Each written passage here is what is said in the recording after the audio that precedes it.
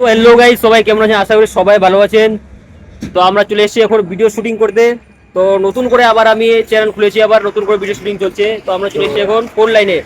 হান্ডান king এই চ্যানেলটাকে সবাই সাবস্ক্রাইব করেন, লাইক কমেন্ট ঠকে দিবেন, একদম ঠকে। আর নতুন নতুন কিছু শর্ট ভিডিও আমরা এখানে কভার করেছি, এখানে এই লোকেশনের মধ্যে করেছি। তো আসবে, তো সবাই একদম ফটাফট দিবেন।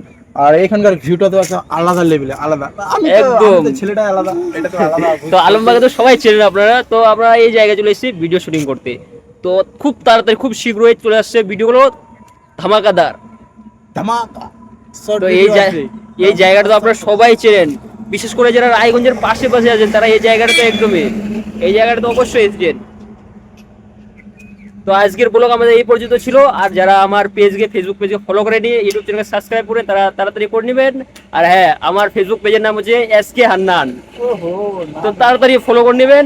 দেখা হচ্ছে নতুন ভিডিওতে। আর কিন্তু খুব তাড়াতাড়ি একদম সেই লেভেলের ভিডিও আসতে চলেছে, সেই লেভেলের। এসকে হান্ডান কেন নাম বল?